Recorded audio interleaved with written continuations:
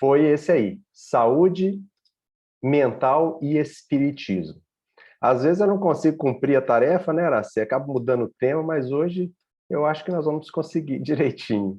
Então o tema é esse, saúde mental e espiritismo. E em período de pandemia, acho que conservar a saúde mental é uma tarefa extremamente importante. A gente vê quantos companheiros, irmãos, independente do credo religioso, companheiros espíritas, de outras denominações religiosas, passando por dificuldades emocionais e mentais nesse período. E a doutrina espírita tem muito para contribuir conosco nesse sentido. E é por isso que eu acho que esse tema é extremamente relevante para todos nós.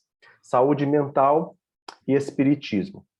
Antes de mais nada, gostaria de dizer para todos que nós nos baseamos aí na nossa conversa de hoje nessas duas obras, o Livro dos Espíritos, como vocês vão ver, e esse livro aí fantástico, de autoria do Sérgio Lopes, que é do Rio Grande do Sul, em que ele tem um livro, né, de fácil leitura, mas bastante interessante, Leis Morais e Saúde Mental, onde ele faz o link da nossa saúde mental com as leis morais que estão lá desenvolvidas na terceira parte do Livro dos Espíritos. Então eu convido todos a depois dar uma lida na terceira parte do livro, e esse livro aí que tem disponível para baixar por PDF na internet. Vale a pena a leitura. Bom, eu sempre faço alguma pesquisa na internet sobre algum assunto, eu gosto de colocar as imagens, e aí me deparei com esse artigo, um artigo científico, né, editado pela revista de medicina lá da USP, em setembro de 1942. Bom, deve ser uma coisa muito interessante. E a hora que eu começo a ler, eu me deparo com isso aqui, ó. Em nenhum país do mundo, talvez, a influência nefasta do espiritismo se exerça com tamanha intensidade sobre a saúde mental do povo como ocorre entre nós. E aí continua. A abordagem que o colega médico fez sobre a questão do espiritismo foi completamente superficial, de maneira a que, numa revista científica, se publicasse coisas que a gente hoje vê como completamente equivocadas.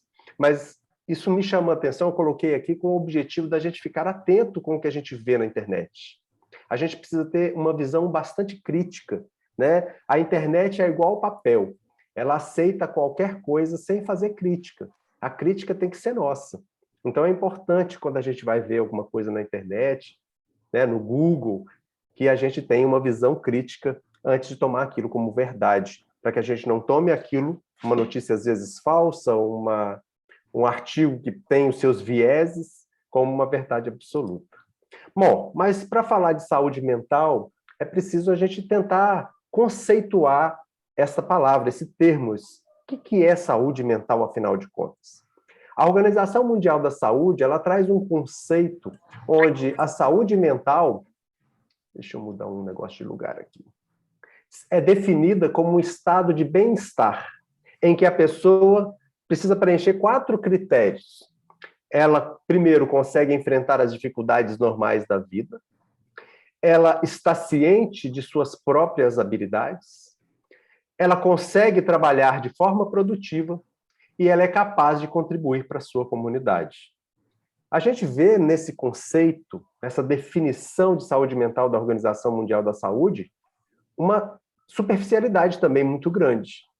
Com certeza, há pessoas que conseguem preencher essa categoria, esses critérios, mas a gente não poderia dizer que eles estão com uma saúde mental. E as recomendações para manter uma saúde mental, olha só, praticar exercícios, obviamente, manter uma alimentação saudável, procurar ajuda profissional se for preciso, conversar sobre os sentimentos com alguém de confiança, dormir 8 horas por dia, aproveitar passeios ao ar livre com a família e amigos, apesar de todas as dificuldades que a gente está enfrentando hoje. Mas se a gente avaliar, a gente também vai ter pessoas que fazem tudo isso e que não poderiam ser consideradas como saudáveis do ponto de vista mental. Existem outros fatores importantíssimos nessa equação que nem sempre são levados em consideração. Então, qual seria um conceito interessante que a gente pudesse adotar para embasar aqui a nossa conversa? No livro Leis Morais e Saúde Mental, como eu disse, que eu vou falar muito sobre ele, olha o que Sérgio Lopes nos fala. O que é normal hoje, né, o homem tido como normal em nossa sociedade, é o indivíduo mediano, que trabalha, faz sexo, diverte-se superficialmente ou não, busca relacionamentos, procria, junta dinheiro e, se der sorte, deixa alguma coisa de material para os seus descendentes. Dentro desse perfil, nos fala Sérgio Lopes, dentro desse perfil de normalidade, descobre-se hoje uma nova patologia, que nós já conversamos aí, inclusive, sobre ela. A normose, a patologia da normalidade. O ser normótico, que se ajusta às condições do meio social, mas não vai além de suas possibilidades. Ele fica ali restrito naquela mediocridade de uma vida onde as perspectivas, apesar de grandes, não são buscadas pelo ser, porque está aqui, limitado naquela pequenina coisa, naquela visão e naquela vivência muito acanhada das suas potencialidades. Então, qual o conceito melhor? O conceito muito bom que está descrito por Joana, no capítulo 6 do livro Transtornos Mentais e Obsessivos. Nesse livro, Encontro com a Paz e a Saúde, Joana vai nos falar que a saúde mental, tanto quanto a saúde física, é o resultado da harmonia que deve viger entre o self, que é o nosso ser essencial, e o nosso ego, que é essa persona, essa pessoa que vem encarnando ao longo dos milênios, reencarnando, buscando a transformação. O ser essencial que somos nós tem o germe da perfeição.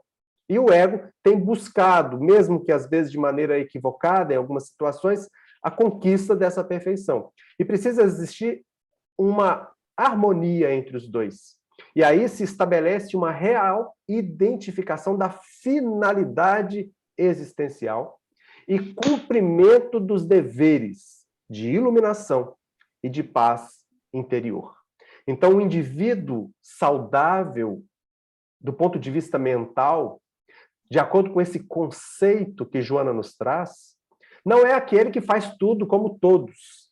É aquele que consegue se destacar porque começa a olhar para dentro de si mesmo, começa a se questionar os motivos verdadeiros, as finalidades essenciais da sua existência. E vai buscar, né, essa identificação com essa finalidade existencial, que nós sabemos que é o nosso progresso, o nosso aprimoramento, a conquista dos valores ético-morais e cumprimento dos deveres que nós temos. Então, nos iluminar e buscarmos a paz interior não é uma coisa que é para alguns, é para todos nós. O nosso dever, quando encarnamos, é o dever de buscar esse equilíbrio, essa harmonia e nos iluminarmos, buscarmos instalar dentro de nós a paz verdadeira, que nada é capaz de retirar.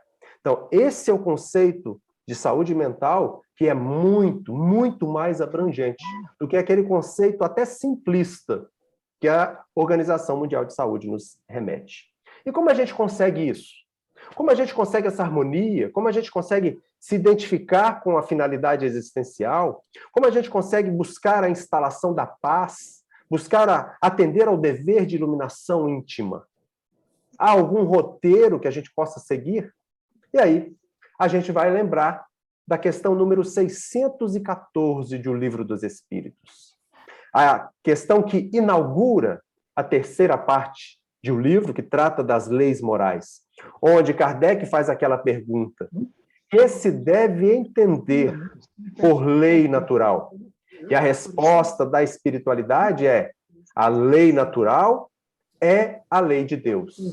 A lei natural é a única verdadeira para a felicidade do homem. Essa lei indica o homem, dá o roteiro, porque ela vai indicar ao homem o que ele deve fazer. E vai indicar também o que ele não deve fazer, o que ele deve deixar de fazer. E o homem só é doente, só é infeliz quando o homem se afasta dessa lei. Por isso, é extremamente pertinente a consideração que o Sérgio Lopes, esse médico, psiquiatra, palestrante espírita, extremamente sensível nas suas abordagens, que ele vai fazer esse link da saúde mental com as leis que estão exaradas na terceira parte de O Livro dos Espíritos. Então, ele vai nos dizer, por exemplo, quando começa o capítulo, o que a gente precisa fazer para se alinhar com ela, para que a gente busque essa saúde, para que a gente busque essa felicidade, e não haja no sentido oposto, trazendo doença e infelicidade para a nossa vida. E aí ele vai começar nos dizendo que onde está escrita essa lei que nos serve de roteiro, que nos serve de guia, que nos serve de inspiração para que a gente possa sempre acertar. E ele vai dizer para nós, diferente do que dizem todas as religiões, que situam a lei de Deus em livros sagrados, em coisas externas, os Espíritos vão nos dizer que a lei de Deus está escrita nas nossas consciências. É aqui, dentro de cada um de nós, que precisamos perscrutar, precisamos avaliar, analisar, porque é aqui dentro que nós encontramos essa lei que vai nos guiar na direção dessa verdadeira saúde mental. E mais curta do que essa resposta, só outra, onde ele pergunta, Kardec, qual o tipo mais perfeito que Deus tem oferecido ao homem para lhe servir de guia e modelo? Jesus. Se nós temos dentro de nós um guia, nós também temos um guia fora de nós. Temos o guia da lei de Deus inscrita dentro das nossas consciências, para que possamos a qualquer tempo, buscando pelo instinto, pela intuição, pelas situações que estejam ao nosso alcance, de acordo com o nosso nível evolutivo, que a gente inquira dentro de nós mesmos e vamos achar as respostas. Mas nós temos um modelo, um guia, o tipo mais perfeito, o ser mais perfeito que já pisou o solo do planeta. O governador espiritual do orbe, Jesus, como o guia que aqui esteve, nos mostrando que aquilo que ele aqui fez é plenamente possível de ser alcançado e vivenciado por nós agora, já, porque nós temos potencialidade para isso. E aí, Sérgio Lopes vai nos trazer considerações que eu vou buscar fazer de uma maneira não muito aprofundada, porque a gente não vai ter o tempo para isso, mas que a gente vai fazer as colocações ligadas às demais leis. Com relação à lei de adoração, o que nós precisamos buscar para ter saúde mental? A gente se lembra de dois grandes pilares desse processo da adoração. Essa religiosidade, né, essa busca do transcendente, a busca do sagrado que está, como eu disse, dentro de nós, e os trabalhos mostram que aquelas pessoas que têm alguma religião, que têm esse senso de filiação divina, que buscam se referenciar em algo que está em questões mais elevadas e transcendentes, independente do tipo de religião, essas pessoas têm muito menos doenças mentais do que as pessoas que não têm esse referencial, mostrando que a nossa religiosidade, a nossa relação com Deus, com a divindade, é fundamental para que nós obtenhamos essa saúde mental que nós buscamos. E, obviamente, o recurso da prece, o recurso que vai nos conectar com aqueles seres mais elevados que, nos momentos principalmente de dificuldade, vão nos dar a força necessária para que a gente possa enfrentá-los. E nos momentos de paz, de alegria, de tranquilidade, nós tenhamos a serenidade de entender que tudo isso que vivemos, do ponto de vista material em especial, são coisas transitórias, que nós precisamos vivenciar com o devido equilíbrio, vivenciando as dificuldades equilibradamente, assim como devemos vivenciar as facilidades, os momentos mais felizes, com também a mesma serenidade. Então, isso já nos dá uma ideia de que, agindo assim, nós temos uma grande tendência a trazermos para a nossa mente a saúde que almejamos. Com relação à lei do trabalho, ele vai nos colocar algumas considerações, fazer algumas considerações preciosas para que a gente possa refletir sobre elas. Primeiro, lembrar que trabalho significa ocupação útil, como está lá na questão 675 de O Livro dos Espíritos, quando vai falar para nós nesse capítulo da lei do trabalho. Os Espíritos dizem que trabalho é toda ocupação útil, e nós costumamos relacionar trabalho com emprego, com dinheiro, com salário. E trabalho vai muito além disso. De maneira que, assim, em cada situação que nós nos encontrarmos, em cada ambiente, em cada papel que estivermos vivenciando na sociedade, nós temos um trabalho a fazer. Temos um trabalho dentro do lar, temos um trabalho no trânsito, temos um trabalho no nosso trabalho, propriamente dito, temos um trabalho nas relações com os vizinhos, temos um trabalho com relação às questões religiosas que abraçamos, e assim sucessivamente. Tudo que é útil e que nós nos ocupamos com aquilo, nós conhecemos com o nome de trabalho. E o trabalho, ocupando a nossa mente no bem, na utilidade, é um dos maiores profiláticos para que nós nos mantenhamos saudáveis. E é fundamental, como ele nos diz, observar uma outra lei, que a gente nem sabia que ela existia, que é a lei do repouso. Na questão 682, Kardec pergunta se é também uma lei o repouso, se essa é uma lei que está na natureza, e os Espíritos respondem que sem dúvida, porque é necessário permitir que o corpo descanse, repouse, para recuperar as suas energias. E o repouso serve para uma outra coisa fundamental, para que permita, para que o ser possa pensar em questões mais elevadas, possa transcender a si mesmo, dando a atenção devida para outras questões que nem sempre, no meio da confusão e da correria do trabalho, nós nos lembramos. Então existe a lei do repouso, para que a gente não exagere, não busque fugir das responsabilidades, por exemplo, da família, fugindo para o trabalho, trabalhando exageradamente, buscando apenas os recursos do ter, sendo que o essencial é o que somos e não o que temos. Precisamos equilibrar tudo isso, além de estabelecermos sempre a gratidão. A gratidão com tudo, a gratidão, inclusive, com aquele papel que estamos desempenhando, aquilo que está reservado para nós. Se nós gostaríamos de fazer uma outra coisa diferente, mas nós temos aqui esses recursos na mão, que nós sejamos gratos com eles, porque eles são aquilo que nós temos no momento. Precisamos aprender a desenvolver essa gratidão. Gratidão, trabalho, ocupação útil, grandes questões para evitarmos a doença mental que pode nos afligir. Com relação à lei de reprodução, esse link, essa consonância com a lei de reprodução vai nos dar inúmeras reflexões. Lembrando do relacionamento equilibrado entre dois seres, onde nós vamos aprendendo a elaborar as questões do oferecer, do dar e também do receber.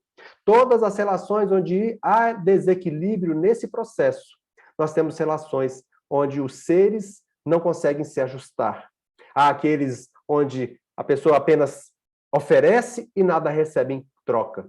Há aqueles que só querem e não dão. De maneira que é preciso saber equilibrar as coisas, para que tenhamos essa paz que nós almejamos e que nos dá as possibilidades da saúde. O cuidado com os filhos, a missão da maternidade e da paternidade, já que no seio da família temos uma outra oportunidade preciosa de nos ajustarmos através da lei do amor com aqueles que foram nossos inimigos no passado. E esses mesmos inimigos que tantas vezes, pelos processos obsessivos, causam-nos desequilíbrio, quando se linkam conosco pelos problemas da culpa, do remorso que alimentamos por conta dos problemas que nós mesmos já causamos no passado. Então, temos a maternidade e a paternidade responsáveis como recursos preciosos para a saúde mental, não só dos pais, mas também dos filhinhos, que, sendo cuidados adequadamente, sendo amados, tendo a oportunidade de se sentirem valorizados, vão conseguir dar os passos mais longos na direção dessa paz e da saúde verdadeira, inclusive do ponto de vista mental. E lembrando que essa lei de reprodução não significa apenas a reprodução dos corpos, em que é possível nós nos reproduzirmos, reproduzindo o amor em nossas ações. E temos inúmeros exemplos de reprodutores do amor de Deus, que é derramado incessantemente sobre nós, como é o caso de tantos nomes, como Madre Teresa, Chico Xavier, inúmeros anônimos e tantas pessoas que são inúmeras. E o maior exemplo de todos eles, o Cristo. Jesus que veio e estabeleceu a sua sexualidade na direção da prática do amor, entregando para nós, com as suas energias criadoras, esse amor que nos sustenta, que nos indica o caminho e a direção a seguir. Então, nos alinharmos com essa lei de reprodução, para que a gente possa auferir os recursos da saúde mental. E a lei de conservação, o que é que ela nos traz para que a gente possa analisar, avaliar e assim trazermos essa saúde mental para a nossa vida? A lei de conservação vai nos trazer informações fundamentais sobre a importância de cuidarmos do nosso corpo, o templo, a morada da nossa alma. Precisamos sim e devemos cuidar desse bem precioso que é o nosso corpo físico. De maneira que precisamos fazer atividade física, praticar algum esporte, para que equilibremos os recursos intelectuais com os recursos físicos. Lembrando que é necessário sempre o equilíbrio entre a busca da saúde física com a saúde espiritual.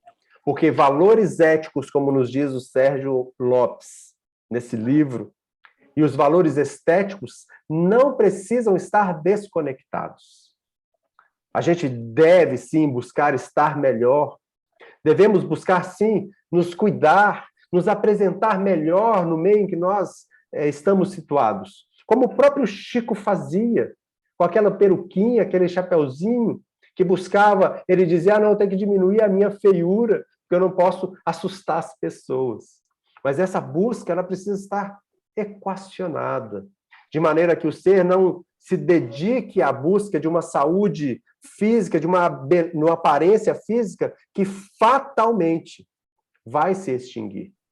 Às vezes se dedicando a exercícios exaustivos, que lhe tiram, na verdade, energias que ele precisava empregar em seu próprio benefício, doando-se a atividades no bem.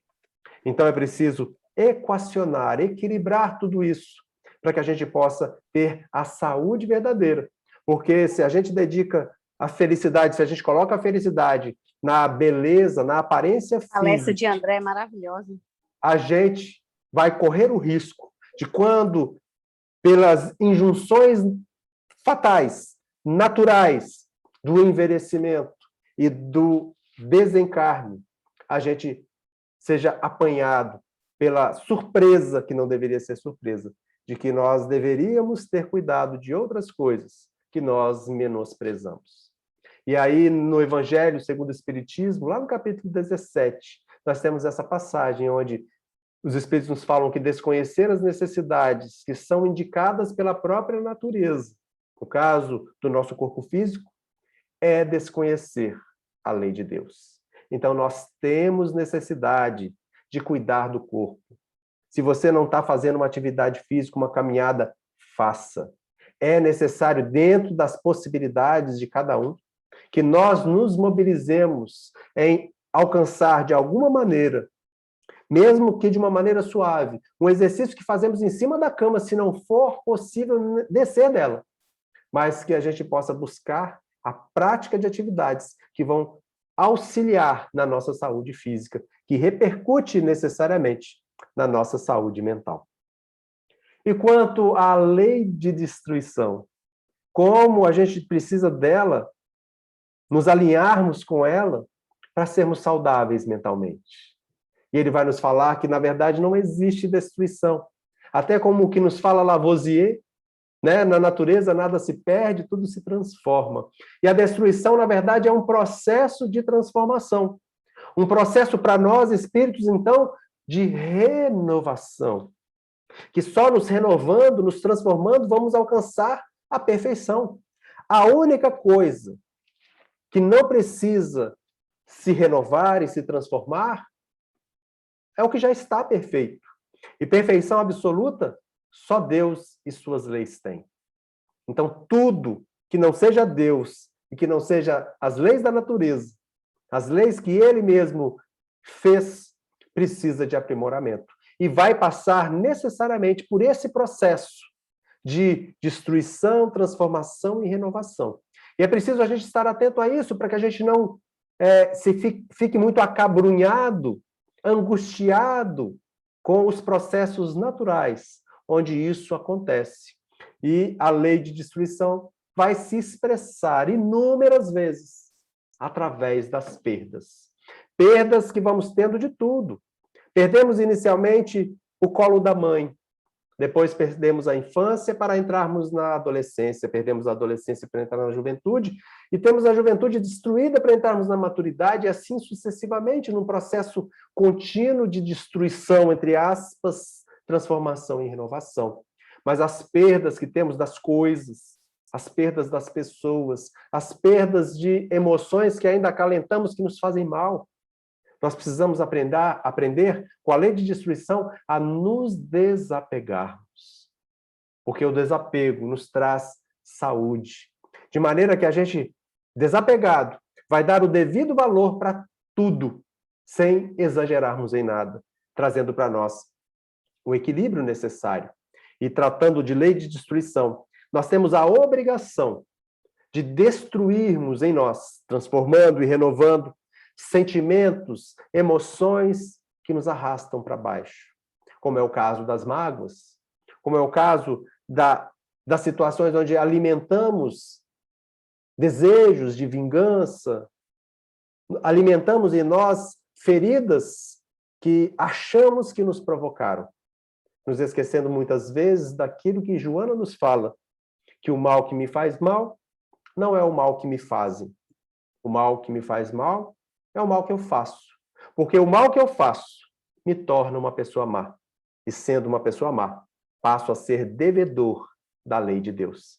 Então precisamos trabalhar para transformar, para renovar dentro de nós todos os sentimentos que são incoerentes com os exemplos do Cristo, com o que está exarado no Evangelho, com o que está escrito dentro das nossas consciências, escrito por Deus em cada um de nós.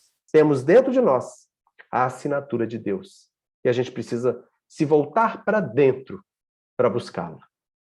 Com relação à lei de sociedade, quais são as questões fundamentais relacionadas à saúde mental que estão ali, escritas, explicadas há pelo menos 160 e poucos anos? E a gente às vezes se esquece delas, né? Não basta viver, é necessário conviver. Jesus já fez isso, vindo para ter contato com uma raça adúltera, incrédula e infiel. Ele disse isso: até quando vos sofrereis? Mas era necessário ele estar conosco para nos demonstrar, dentre inúmeras outras coisas, a necessidade do convívio. A necessidade que temos de nos alinharmos uns com os outros, sofrendo esses embates necessários com as diferenças, para que nós possamos desenvolver a tolerância, a compreensão, nos mirarmos nos que estão mais à frente na caminhada, para buscarmos estarmos mais no encalço deles, olhando para baixo, esticando a mão para aqueles que estão na nossa retaguarda, nos amparando mutuamente, aproveitando a inferioridade ou a ignorância maior do outro, para que possamos extrair desse processo, muitas vezes doloroso, os recursos do entendimento que nos fazem avançar na direção dessa saúde, dessa felicidade verdadeira. E não nos podemos esquecer que, além da convivência com os pares encarnados, ainda temos a convivência com aqueles que estão no outro plano da vida.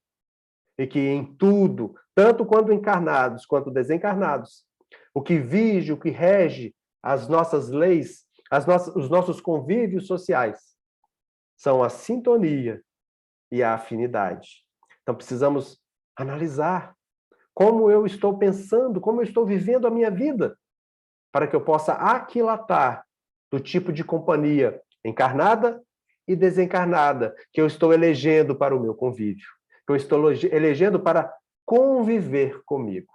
E isso é certamente fonte de saúde ou de doença, conforme as nossas próprias escolhas.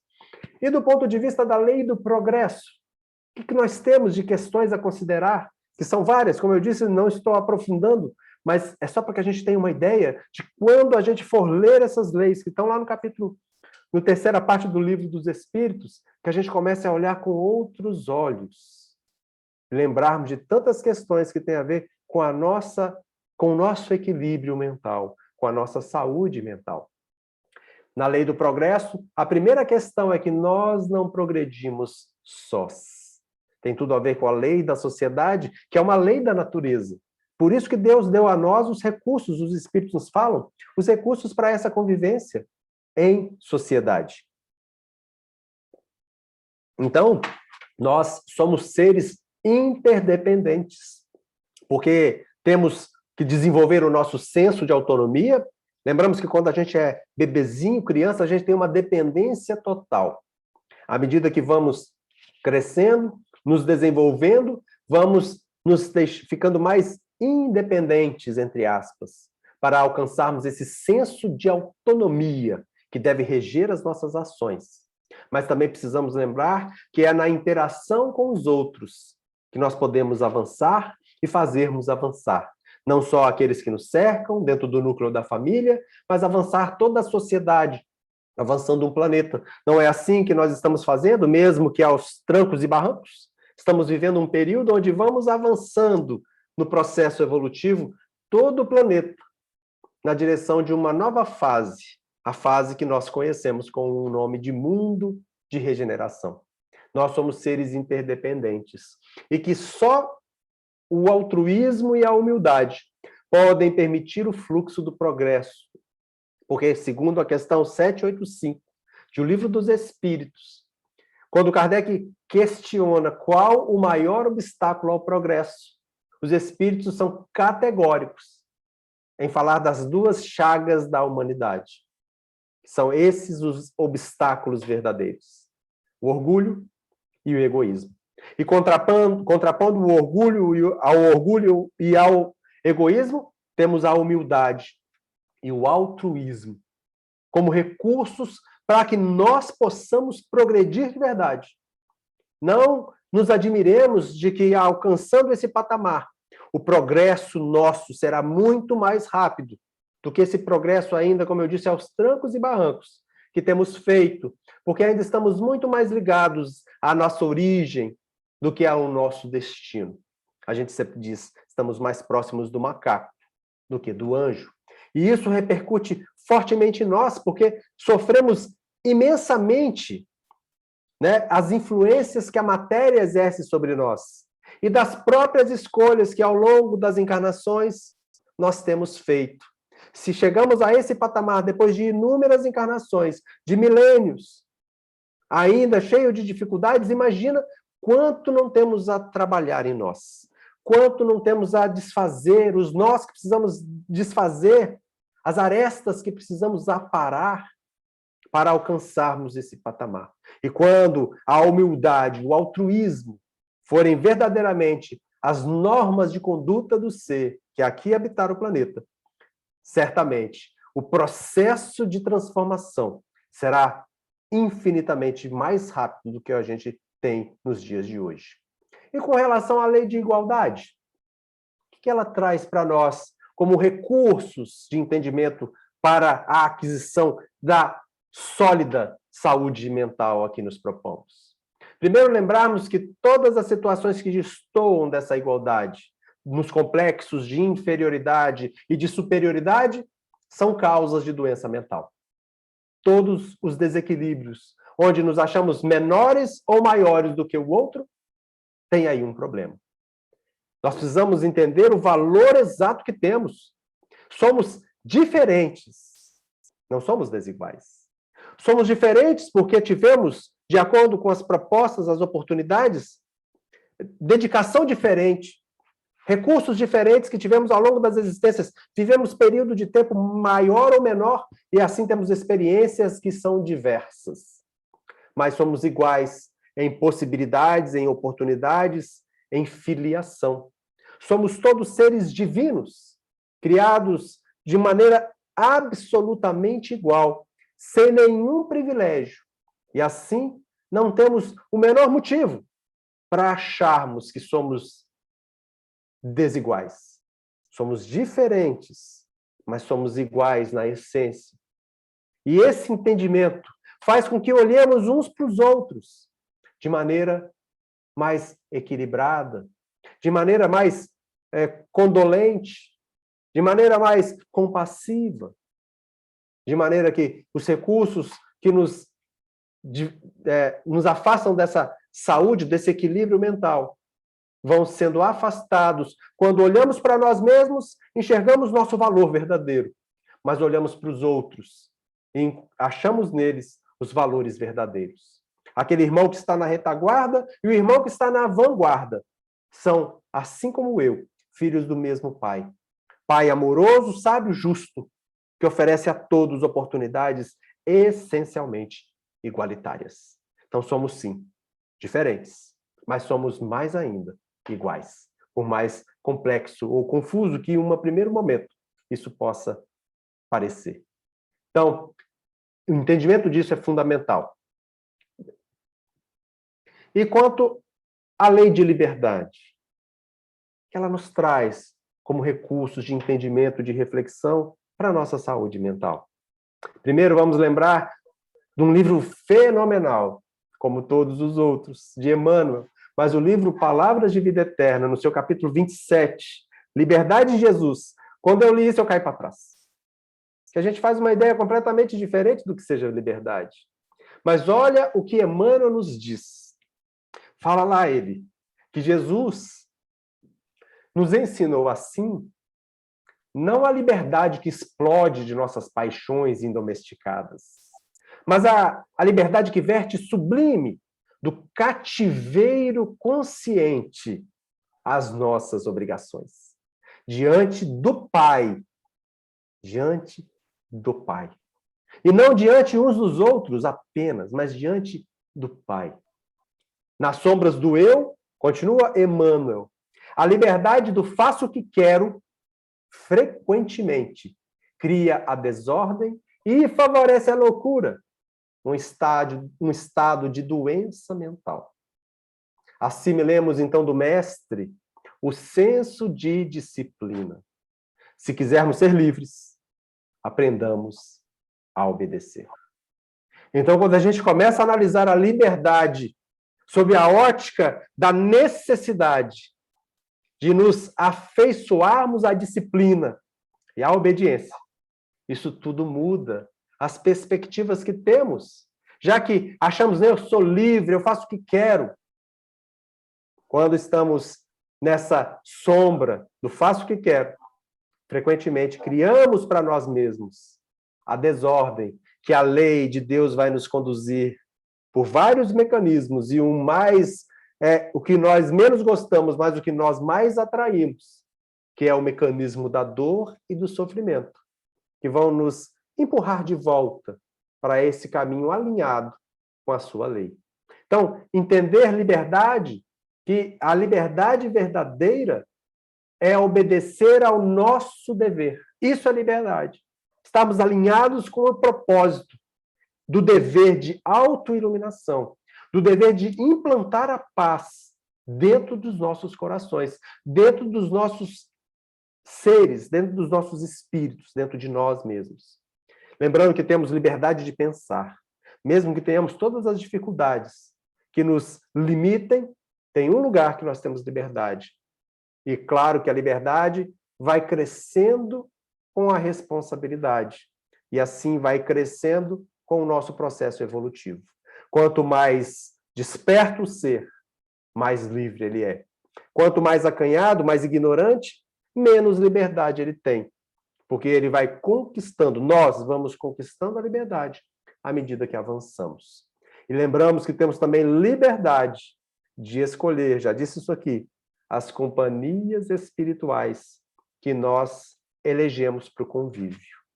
Lembrando que muitas vezes permitimos que um companheiro ou outro, um irmão que se achega a nós num momento de desequilíbrio qualquer, a gente pode permitir com que ele seja um morador do nosso lar, um morador da nossa casa mental, se nós não compreendermos que precisamos mudar o jeito de pensar e, pô, pera lá, isso não sou eu. Estou brigando com todo mundo aqui em casa, estou irritado. Espera aí, o que está acontecendo? E você, nessa hora, faz uma prece, se desconecta e fala com seu irmãozinho assim, olha, meu filho, vai para outro lugar, porque aqui você não vai encontrar morada. Você não vai encontrar guarida dentro do meu coração, nem dentro desse lar que pertence a Cristo, que pertence a Jesus. Então, nós temos a liberdade, porque o processo obsessivo também está ligado ao nosso livre-arbítrio. A liberdade que temos de acolher quem quisermos para o nosso convívio no plano espiritual. E com relação à lei de justiça, de amor e caridade. Lembrando que justiça, segundo a questão 875, está em cada um respeitar o direito dos demais. Quando a gente diz assim, você precisa usar máscara, porque isso diminui o contágio, a contaminação do outro, isso se torna para mim uma obrigação, porque a justiça está em eu respeitar, mesmo que eu não concorde com aquela ação, mas eu preciso respeitar o direito do outro que concorda e acha que aquilo é importante, como é. Então, quando eu estou em casa, escutando uma música que eu gosto muito, num volume que me deixa mais animado, mas que eu adentro a liberdade, o direito do outro de repousar, eu devo mudar a minha conduta, porque eu estou faltando com a justiça. Lembrando que a lei de justiça, de amor e de caridade, ela resume todas as leis morais. Então, eu preciso estar muito atento a ela. Então, o que é justiça? É cada um respeitar o direito dos demais. E o que é caridade? E a gente lembra do BIP, né? Pergunta 886 de O Livro dos Espíritos. Kardec pergunta, qual é o verdadeiro sentido da palavra caridade? Como entendia Jesus? Por que Jesus? Porque ele é o modelo. Por que Jesus? Porque ele é o guia. Por que Jesus? Porque ele é o ser que serve para o nosso direcionamento. E se ele fez aqui, é porque nós também podemos fazer. Então ele fala assim, olha, usa o BIP. Benevolência para com todos. Desde o pior traste humano que você conhecer, até o ser mais puro.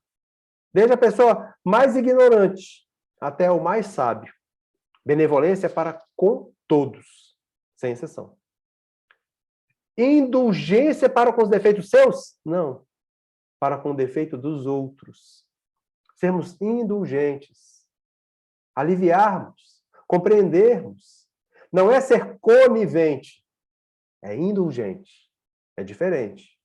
Mostrar caminhos novos, recursos para a transformação, se estiverem ao nosso alcance, com amorosidade, com entendimento, com compaixão, com tolerância, com compreensão.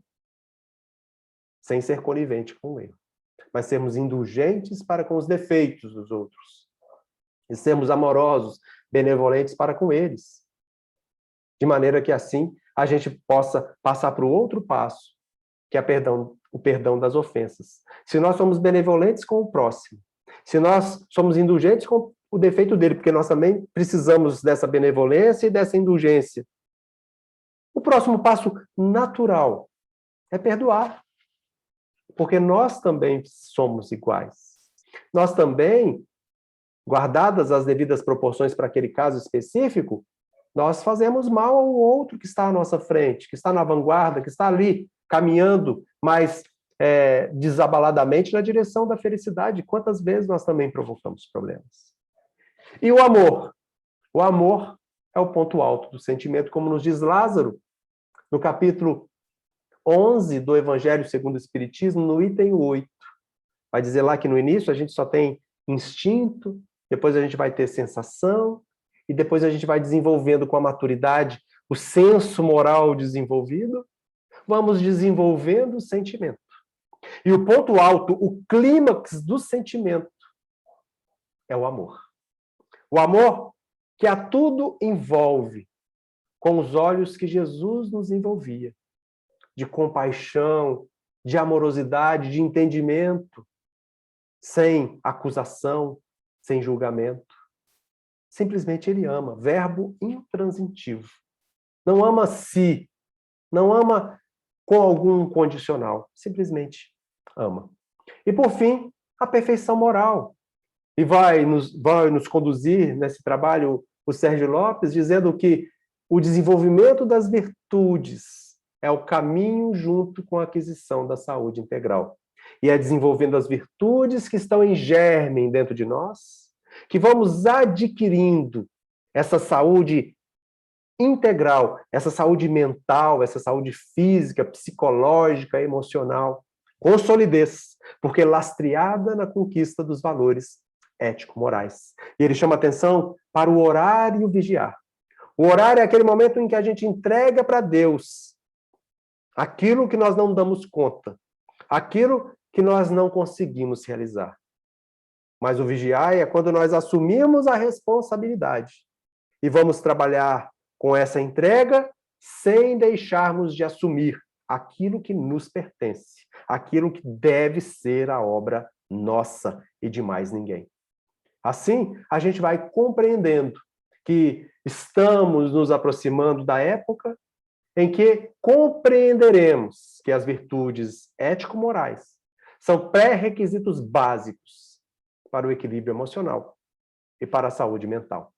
E a gente gostaria de finalizar com essa mensagem do livro Pão Nosso, onde Emmanuel, nessa mensagem 117, intitulada Guardemos Saúde Mental, vai nos trazer esses entendimentos sobre o nosso pensar. Vai dizer para nós que o pensamento é energia irradiante. Espalhemos esse nosso pensamento na Terra e aqui nos prenderemos, naturalmente, ao chão. Elevemos o nosso pensamento para o alto e conquistaremos a espiritualidade sublime. Nosso espírito residirá onde projetarmos nossos pensamentos. Alicerces que são esses pensamentos, alicerces vivos do bem, mas também alicerces vivos do mal. Por isso mesmo dizia Paulo, sabiamente, pensai nas coisas que são de cima. Sabe qual é o recurso mais precioso para a gente obter saúde mental? É isso. Pensai nas coisas que são de cima. Dessa maneira, que nós possamos buscar a paz interior, a paz mental, para que a gente, assim, em paz, possamos cuidar da nossa saúde mental. E que ele, nosso guia, nosso modelo, nos auxilie nessa tarefa inadiável de conquistarmos a saúde integral, o nosso equilíbrio em todos os sentidos. E com ele, nós somos capazes. Luz e paz. Mais uma vez, muito obrigado pelo carinho.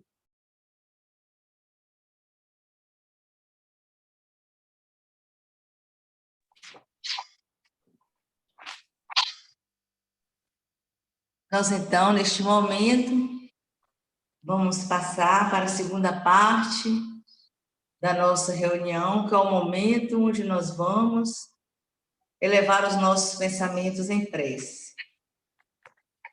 Busquemos, então, nos aquietarmos, silenciando a nossa mente nesse instante, aquietando as nossas emoções, asserenando o nosso corpo físico, instrumento do espírito, e respirando calmamente.